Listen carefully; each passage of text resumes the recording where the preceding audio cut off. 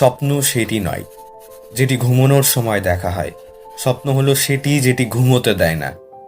এই পঙ্কিতটি শুনে আমাদের মাথায় মিসাইল ম্যান অফ ইন্ডিয়া নামে খ্যাত মহান বৈজ্ঞানিক এবং ভারতের পূর্ব রাষ্ট্রপতি ডক্টর আবুল পাকির জয়নুল আবেদিন আব্দুল কালামের কথা মনে পড়ে। আর আজও লোকজন তাকে রেসপেক্ট এবং প্রাইডের সাথে মনে রাখেন। কিন্তু একজন সাধারণ দরিদ্র ঘরের মুসলিম পরিবারের ছেলে থেকে মিসাইল ম্যান হওয়াটা এতটা সোজা ছিল না। আসুন জেনে নিই তার জীবনে ঘটা কিছু অসাধারণ গল্প এবং তিনি কি করে জীবনে আসা সমস্ত কষ্টকে রুখে দাঁড়িয়ে দাঁতের দাঁত চিপে লড়াই করে গেছেন।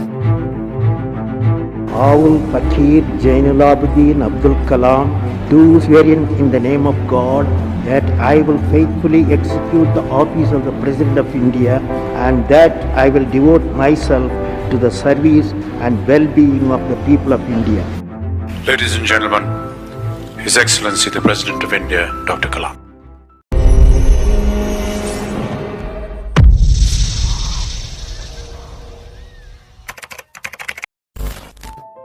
Doctor APJ Abdul Kalam 15 October 1931 সালে রামেশ্বরের তামিলনাড়ুতে এক কমজোর আর্থিক স্থিতির মুসলিম পরিবারে তার জন্ম হয়েছিল। পিতা জয়নুল আবেদিন, মাতা আসিয়াম্মা। পিতা পেশায় একজন নাবিক ছিলেন। পিতা বেশি শিক্ষিত ছিল না, তো শুরুতে তাকে বেশ সমস্যায় পড়তে হয়েছিল। ছাত্র হিসাবে তিনি ছিলেন তুখর মেধাবী। স্কুল জীবনে তার প্রিয় বন্ধু ছিল মুখ্য পুরোহিতের ছেলে রামদাস শাস্ত্রী। একবার ক্লাসে রামদাস শাস্ত্রীর সাথে কালাম প্রথম বেঞ্চে বসেছিলেন। ক্লাস ঘরের শিক্ষক এটি দেখে রেগে গেলেন এবং বললেন, তুই যাতে একজন মুসলিম হয়ে প্রমুখ শাস্ত্রীর ছেলের সাথে প্রথম বেঞ্চে বসার সাহস হয় কি করে। তাকে থাপ্পড় মারলেন এবং বললেন, ভাগ, গিয়ে পিছনে বস। তিনি ভয়ে পিছনে গিয়ে বসলেন। আর এই ঘটনায় তিনি সংকল্প নিলেন পিছনে বসে দুনিয়া বদলাবো। আর পিছনে বসা কোনো কিছু যায় আসে না, এই জন্য তিনি বলতেন, দেশের সব থেকে ভালো বুদ্ধিমান মাথা ক্লাসরুমের পেছনের বেঞ্চেও পাওয়া যেতে পারে। আচ্ছা, পরিবার অনেক বড় ছিল। তারা 10 ভাই বোন ছিলেন, সুতরাং পয়সার অভাব তো হওয়ারই ছিল। তিনি নিজের খরচা বের করার জন্য অত্যাধিক ছোট বয়সেই খবরের কাগজ বিক্রি করতে শুরু করলো এবং খবরের কাগজ বিক্রি করার সময় গোটা খবরের কাগজটা পড়ে নিতেন তিনি। তিনি তখন খুব ছোট ছিলেন, তার বয়স মাত্র 8 বছর। তার গ্রাম থেকে কয়েক কিলোমিটার দূরে একজন মাস্টারমশাই খুব সুন্দর গণিত পড়াতেন। মাস্টারমশাই বললেন, ভোর 4টের সময় 1 ঘন্টার ক্লাস ফ্রি, আর সেই বাচ্চাদেরকেই পড়াবো যে সকাল 4টের সময় স্নান করে পরিচ্ছন্ন হয়ে আসবে। এবার ইনি অনেক কিলোমিটার দূরে ভোর 3টের সময় উঠে ঠান্ডা জলে স্নান করে তৈরি হয়ে যে কোনো ঋতুতে, বর্ষা হোক, শীত হোক বা ঝড় হোক, 4টের সময় পৌঁছে যেতেন ফ্রিতে টিউশনির জন্য। রাতের বেলায় কালাম হ্যারিকেনের আলোয় পড়ত। তার বাবা মা যখন দেখলো কালাম পড়াশোনায় বিশাল আগ্রহী, তখন তারা নিজেরা অন্ধকারে থেকে কালামের জন্য 11টা পর্যন্ত হ্যারিকেন জ্বালিয়ে রাখত। পরিশ্রম করতে কোনোদিনও ভয় পাননি এবং সততা থেকে কোনোদিনও সরে যাননি। যখন তিনি 5ম শ্রেণীতে পড়তেন, তখন তার শিক্ষক শ্রী শিবা সুব্রহ্মণ্য আইয়ার তাদেরকে বোঝাচ্ছিলেন যে পাখি কি করে ওড়ে। তাদেরকে সমুদ্রের কিনারায় নিয়ে গিয়ে লাইভ এক্সাম্পল দিয়ে বোঝাচ্ছিলেন যে পাখি কি করে ওড়ে। তো তখন কালাম নিজের প্রফেশন ঠিক করে নিয়েছিলেন যে বড় হয়ে এয়ারফোর্স জয়েন করব। ছোট লক্ষ্য দেখা পাপের সমান, এই জন্য মহান লক্ষ্য নির্বাচন করতে হবে তোমাকে। তিনি রামনাথপুরামের এক সুয়ার্টস হায়ার সেকেন্ডারি স্কুলে হাই স্কুল সম্পূর্ণ করেন। একবার নিজের স্কুলে ভুল করে অন্য ক্লাসে ঢুকে পড়েছিলেন। এবার ভুল করে ভুল ক্লাসে ঢুকে পড়ায় মাস্টার মশাই চটে গিয়ে তাকে সজোরে থাপ্পড় কষায়। যখন তুমি এটি বুঝতে পারছো না যে তোমার ক্লাসরুম কোনটি, বোকার মতো অঙ্ক ক্লাসে চলে আসছো, তাহলে তুমি কি শিখবে আর কি বিদ্যা অর্জন করবে? আর তারপর তিনি এত ধৈর্য দিয়ে পড়াশোনা করতে শুরু করলো যে অঙ্কতে 100তে 100 পেয়ে তার সেই শিক্ষককে তাক লাগিয়ে দিয়েছিল। যদি তুমি সূর্যের মতো চমকাতে চাও, তো প্রথমে সূর্যের মতো জ্বলতে শেখো। ছোট থেকে আকাশে ওড়ার ইচ্ছে ছিল, সেই জন্য দেশের সব থেকে ভালো college MIT, Madras institute of technology, ওখানে এয়ারনটিক্যাল ইঞ্জিনিয়ারিংয়ে অংশগ্রহণ করেছিলেন। পয়সার অভাবের কারণে বোন নিজের সোনা গহনা বন্ধক রেখে কালামকে 1000 টাকা দিয়েছিলেন MIT-তে ভর্তির জন্য। কলেজে তিনি এয়ারনটিক্স বিভাগের ছাত্র ছিলেন। তো বিমান ডিজাইনের কাজ ছিল। এবার ডিজাইন যা বানালেন তা টিচারের পছন্দ হলো না। টিচার বললেন, কালাম, তুমি যদি একটি ভালো ডিজাইন বানাতে না পারো না, তো তোমার স্কলারশিপ কেড়ে নেওয়া হবে। স্কলারশিপ চলে যাবে? স্কলারশিপ চলে যাবে? নিজের স্বপ্ন, পড়াশোনার খরচ এই স্কলারশিপের পয়সাতেই তো টিকে আছে। তার উপর বোনের গহনা বন্ধকের দেওয়া টাকা। তার মাথা ঘুরে গেল। তখন তিনি টিচারকে বিনীত করে বলেন, আমাকে 1 মাস সময় দিন, আমি সব থেকে ভালো ডিজাইন বানিয়ে দেব। এবং টিচার বলেন, কোনো 1 মাস নয়, 3 দিন সময় দিচ্ছি, 3 দিন। তিনি বিশালভাবে ঘাবড়ে গেলেন যে স্কলারশিপ যেন না হারায়, স্কলারশিপ যেন না হারায়। আর তারপর 3 দিন তিনি না খেয়ে না ঘুমিয়ে টানা 72 ঘন্টা এক নাগাড়ে নিজের সর্বোচ্চটুকু দিয়ে ডিজাইন বানানোর কাজ সম্পূর্ণ করলেন। আর যখন টিচার তার ডিজাইন দেখলেন, টিচার চমকিত রয়ে গেলেন। তার চোখে জল চলে এলো এবং বললেন, অতুলনীয় ডিজাইন বানিয়েছো তুমি কালাম। এরপর MIT এর পরীক্ষা ভালো নম্বর পেয়ে পাশ করলেন। এবার পড়াশোনা তার শেষ হয়ে গিয়েছিল। এবার তার কাছে 2টি ইন্টারভিউর অপশন ছিল। এক, মিনিস্ট্রি অফ ডিফেন্স দিল্লিতে, আর দ্বিতীয় এয়ারফোর্স দেহরাদুন। আর তার ছোট থেকেই স্বপ্ন ছিল আকাশে ওড়ার, এয়ারফোর্সের। এবার তিনি যখন দেহরাদুনে গেলেন, সেখানে মোট 25টি লোক এক্সাম দিতে এসেছিল ওখানে ইন্টারভিউয়ের জন্য। এবার 25টির মধ্যে সিট খালি ছিল 8টি এবং এনার র্যাঙ্ক এলো 9ম। 1 নম্বরের জন্য পিছনে থেকে গেলেন, ব্যর্থ হলেন। এবার দেহরাদুন থেকে আসার পথে তিনি ঋষিকেশে স্বামী শিবানন্দের সাথে দেখা করলেন এবং নিজের সমস্যার কথা বললেন। এবং স্বামী শিবানন্দ কালামকে গীতা পড়ার উপদেশ দিলেন এবং বললেন, যেটি তুমি ভাবছো সেটি হবে, শুধু তুমি নিজের উপর বিশ্বাস রাখো। কালাম বাড়ি ফিরলেন আর তার দ্বিতীয় চাকরি মিনিস্ট্রি অফ ডিফেন্সের জন্য আবেদন করলেন। আর এখানে তিনি সফলতা লাভ করলেন এবং তিনি প্রমোট হলেন ডাক্তার বিক্রম সারাভাইয়ের কাছে। কালাম ছিলেন তুখর মেধাবী একজন ব্যক্তি। সুতরাং 1963 সালে বিক্রম সারাভাইয়ের টিম থেকে কালামকে নির্বাচন করা হলো নাসাতে ট্রেনিংয়ের জন্য। তিনি 6 মাসের ট্রেনিংয়ের জন্য আমেরিকার সবথেকে বড় সংস্থা নাসাতে রওনা হলেন।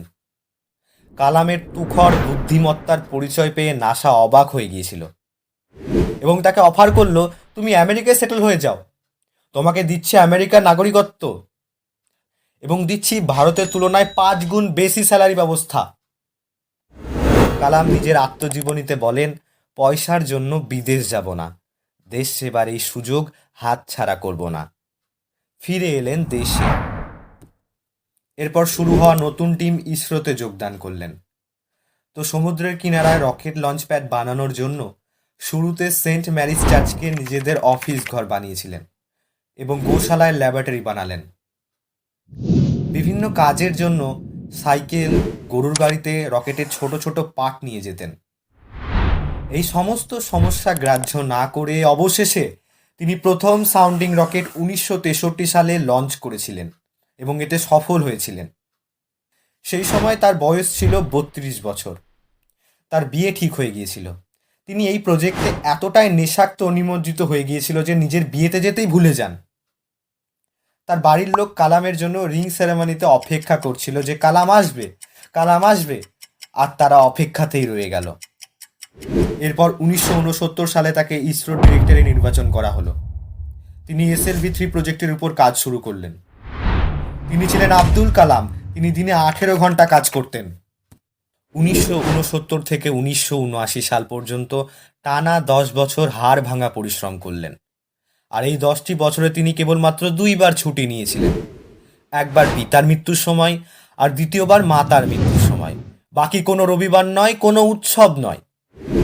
অবশেষে 10 বছর কঠিন পরিশ্রমের পরে 1979-তে তিনি SLV-3 স্যাটেলাইট লঞ্চ ভেহিকেলে ব্যর্থ হয়ে গেলেন। এরপর পুনরায় হাল না ছেড়ে ঠিক 1 বছর পর হাড় ভাঙা কঠোর পরিশ্রম করে SLV-3 লঞ্চ করে সফল বানালেন। এই সফলতায় ইন্দিরা গান্ধী প্রভাবিত হয়ে প্রফেসর ধাওয়ানকে বললেন, আমি কালামের সাথে দেখা করব। প্রফেসর ধাওয়ান কালামকে ফোন করলেন এবং বললেন, তাড়াতাড়ি এখানে চলে আসো কালাম, তোমার সাথে স্বয়ং প্রধানমন্ত্রী দেখা করতে চাই। কালাম জবাব দিলেন, আমার কাছে তো ভালো জামা কাপড়ই নেই, জুতোটাও এমনকি ছেঁড়া পরে ঘুরে বেড়াচ্ছি, আমি কি করে দেখা করব ওনার সাথে? তখন প্রফেসর ধাবান বললেন যে কালাম, তুমি প্রথমেই সফলতার স্যুট পরে আছো, কাপড়ের স্যুট চাই না। যে কালাম, তুমি প্রথমেই সফলতার স্যুট পরে আছো, কাপড়ের স্যুট চাই না।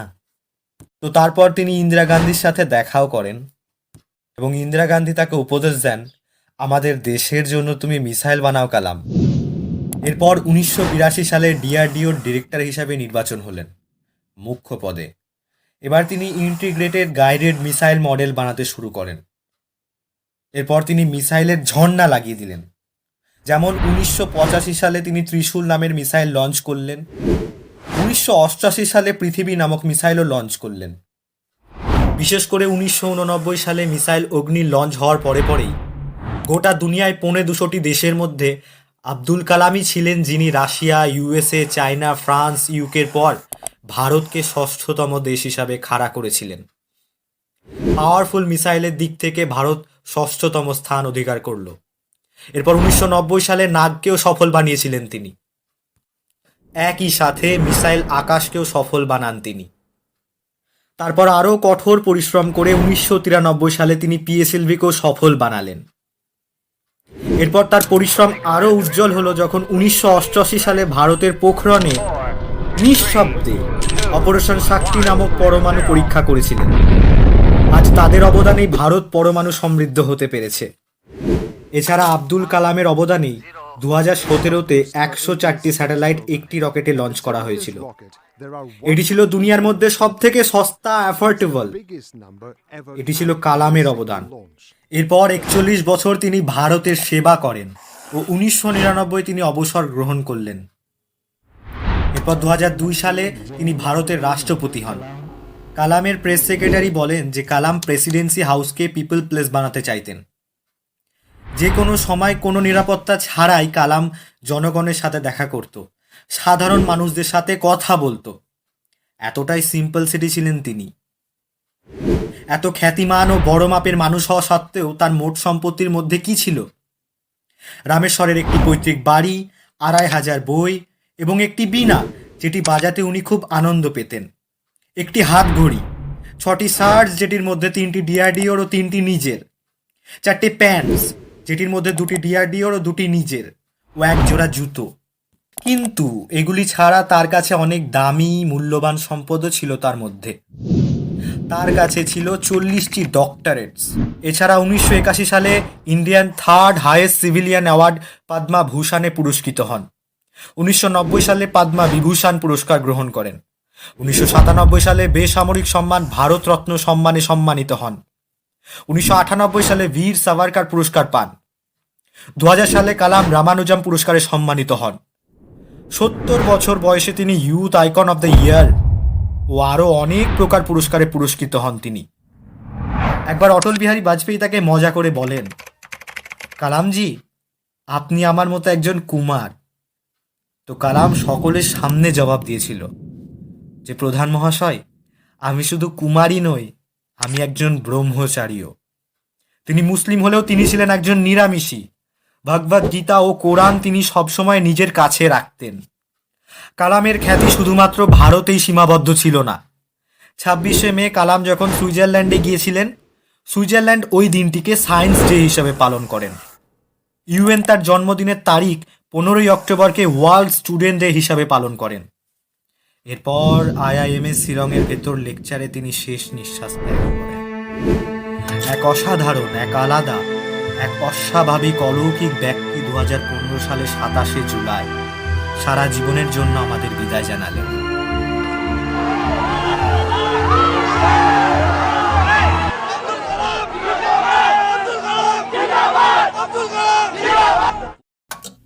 বিশ্বাস করুন, আপনার মূল্যবান সময়টি নষ্ট হয়নি।